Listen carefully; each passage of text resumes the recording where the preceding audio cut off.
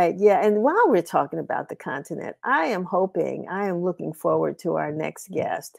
I think she's with us, Queen Sylvia Nagginda Laswata. I'm hoping I pronounced her name correctly.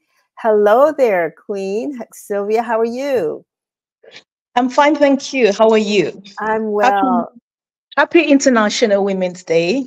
Yes, yes. I was a little nervous. I said, no, we can't lose her. We really are looking forward to talking to you today and about, your book and your work, what you've been doing. And I wanted to share, I read something that I thought was interesting that I'd like to open up with, if you don't mind. But it was a statement that you made a while back. I hope it's correct. But it said, when you became queen, and I should say queen of Buganda, which is one of the largest kingdoms in Uganda in East Africa.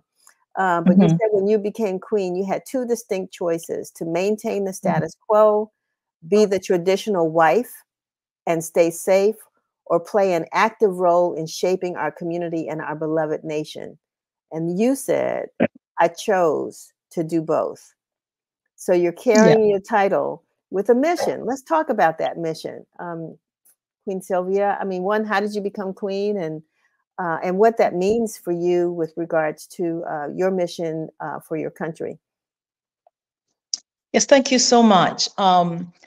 I first left Uganda when I was about 18 years. That was in the early 80s. And I went to America to join my mother after, I didn't grow up with her, I grew up with my grandparents. Now, when I left, that was during the time when, Uganda was going through a civil war. But one thing I remember, I said, I'm going back home after 5 years. Of course, when I reached the US, I didn't go back after 5 years. It was after 18 years. But during that time, I did study, I worked, and all along, I had this urge that I have to go back to Uganda one day and contribute to the development of my country. And of course, people would say, but there's so much trouble there. Why would you like to leave America and go back to Uganda? But it's just something that I had on my mind. So fast forward, if I may, in 18 years after I had stayed in the United States, that's when I was proposed to by the Kabaka, or the king of Uganda. And I went back to Uganda after 18 years. And at that time, of course, just like any woman, when you do get married, you're a wife, and women do work as well, whether it's in the home or outside of the home. So I thought about what I always wanted to do, and that is to continue with my development, to do developmental work, and be able to contribute, something that I've always wanted to do. And now that I'm back as Nabagereka, or as the Queen of Buganda, the platform was so much bigger and better. And so I thought this is a perfect thing that I should do, in addition to actually playing my role as Nabagereka, or as a wife of the Kabaka of Buganda. I love that. I mean, I'm using the short version, Queen, but Nabagereka, that's another term for queen. Is that correct? This is the title in Buganda. It's the wife of a king, or the wife of the Kabaka. And the Kabaka is the king. Okay. It's referred to as Nabagereka, which is translated as to organize, to prepare, to provide, to serve. Wow. Yeah. So you stepped into a role that was clearly defined, not wife, homemaker, childbearer, whatever, but a wife a title that was really defined about how you would serve. And I guess it fit with what you were already doing and wanted to do more of. You see, not so much defined as the expectations really were not that I would go out in the office and start working. As a matter of fact, it was more of the traditional role of staying in the palace and doing what we have to do as the wife of a king. But I, and yes, again, the description of that would still very much fit, because as Nagginda, you're the mother. You have to, whether it's in the home only, you have to be working and providing, sharing, and so on and so forth. But what I did, I think I stepped out of there, and also in addition to that, I started a foundation in 2000. That was a year after I got married, which is called the Nagginda Development Foundation. And that was, the mission is to use culture, or to leverage culture, to improve the social, economic well-being of children, women, and youth. So those were the target groups that I've been focusing on, and also specifically within the areas of health and education and community empowerment or development.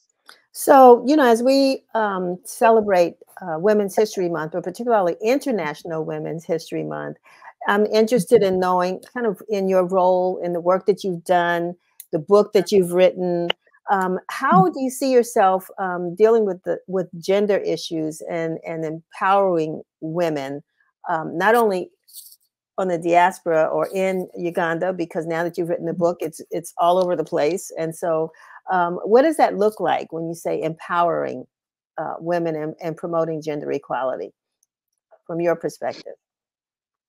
Right. Like I said, one of the main areas actually I've been targeting working with for the last over 20 years is women. And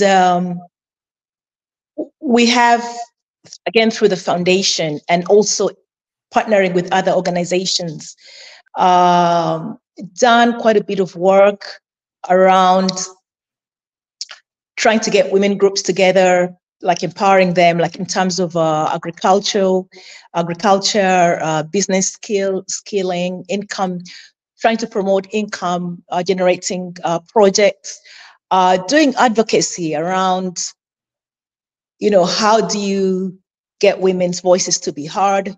How can they be able to access financing? So we've been working on in different areas. But within advocacy, actually, one of the biggest projects that I've worked on for some time with the sexual reproductive health, that's around women's health, maternal health, child health. And in Uganda, as you may know, it has the highest fertility rate. On the average, I think each woman can have up to like 7 children. I think that's according to the statistics. Wow. So the fertility rate is quite high. And then the poverty levels are also extremely high. So it's not really balancing out. So one of the things that, the issues that we felt we had to address was that because these women, as they had children, they were also being abandoned by men, because men then they go on to another woman and have more children. So we had to say that, okay, you as women too have to get information, educate yourselves, and be able to say that, okay, I have to have children that I can manage, not to be, because, you look at this in so many different respects, because women, sometimes they go out there, they may have as many children as they can, not because they want, but it also has to do with the burdens of not having enough. So therefore they need somebody to support them. And in that process of getting that somebody to support them, they end up getting more children. So information was very crucial. That's a universal problem. Yes, we know that. We know that happens. Right. Exactly. So that information is very crucial. So the work was around, advocating for sexual reproductive health and rights, and with adolescents as well, and then also around the areas of business, in empowering them with the right skills so they can manage their businesses and starting businesses. Another thing that's also very high in Uganda, we have so many startups, but at the same time, not many of them go through the 3rd year. And people are very ambitious. They want to work, but sometimes they don't have access to the right information or the financing to be able to grow those businesses. So all that is, some of those programs we do tackle them to be able to enable them. Let me ask you, how long have you served as queen? Served as queen.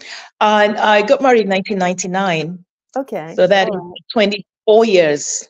So you married a king? Yes, I did. Okay. All right. And so in that time, I'm just curious about, because we are short on time, but I know you are as well.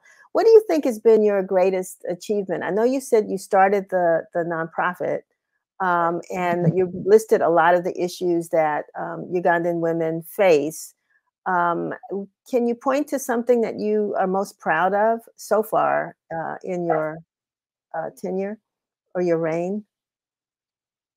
There are quite a number of things, but if the choice is to give one, I would say there's one of my flagship programs, which is called HRH, and that is a children's mentoring, training, skills development camp. It's a holiday camp that it has been running for the last 17 years, and it focuses on children who are between the ages of 6 and 18. And we aim to give them, to instill values. One of the things that we realized after having worked for some time is that there was a moral decline, and that is something that was affecting us in so many ways, in all the different respects, whether it's in education, in health, and others. So we felt that we needed to get that. So it's really it's mentoring the children, instilling values, also encouraging with spiritual development, because we feel that it's very important, no matter what religion it is, but as long as the spiritual growth really gives them direction and a compass in which to move, and also in imparting skills, exposing them to different, different areas, different activities, so they can say that, okay, this is something that I can do in the future. Wonderful. So that camp has been running for the last 17 years, and we're still going. We've been hosting it in different schools in Uganda because it's a holiday camp, so they also stay in for about two weeks. Nice. And right now, the program is building its own home. Now, I would want people to believe that I'm talking to you from Uganda, but you actually happen to be here in Washington, D.C., isn't that correct? Yes. So yes, I'm in Washington, D.C. Yeah. What brings you here? I understand you're having a book signing soon here in D.C.? Yes, having a book signing, in case, you probably have a copy of my book. Yes. Yes, that's what brings me here. And also, of course, to promote my foundation, the Nagginda Development Foundation. Tell us where the book signing is going to take place. Well, today, in different places. Today, I'm at the Links in Potomac with the Links organization. There will be ladies there. We have at the National Press Club, and also among the Ugandan community, there's a location where it's we're holding a book signing, and I think there are 2-3 other places. Okay, I caught you off guard with that, and we should have had that list of places that we could share with the audience. Yes. But when the signing at the National Press Club is going to take place, when is that? On Friday the 15th. Okay, all right. Yeah. Well, yes. I'm going to give you a little tidbit. The National Newspaper Publishers Association, which is the association of over 200 Black-owned newspapers around the country, will also be at the press club on Friday the 15th. So it may be a great connection to meet with some of those publishers, and that they can learn a little bit more about you, and of course help to people to sign up to get copies of your book, which would be really good. So hope that happens. I look forward to that. Thank you. How long are you going to be in Washington? For about a week, not long. All right. About 7 years.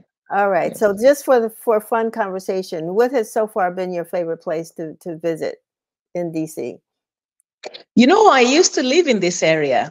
Okay. I lived here before I moved to Uganda, because I was in New York for 13 years, and then I moved to Maryland, the DC area. So I worked in DC, lived in Maryland, and I am kind of coming home because I stayed here for 5 years, and I liked it. I liked the area. It's the quality of life, actually, overall, generally. It is, it's very, it's not as cosmopolitan as New York, but at the same time, it has that quality, it has that feel with this natural environment in Maryland, especially you have the trees, you have all these, so I love it. I love Maryland. Yes. And of course, the diversity of the area, I'm sure, is good, because you talked about the large Ugandan community that's here as well. Yes, that's yes. Yeah, I want to thank you for taking this time. I know you're busy, and I just wanted to thank you for taking some time with us. Again, we hope that people will pick up a copy of your book. Give us the name of the title. Give us the title of the book again. It's called The Nagginda, Life, Passion, and Duty. So that name, Nagginda, Life, Passion, and Duty. And that's a beautiful picture on the cover. But those words, I think, also would be instructional for all women to read, to learn your story, but also to learn what we all have to offer as we make this world a better place. So thank you very much for being with us. Thank you, Denise. Thank you so much. All right. See you soon.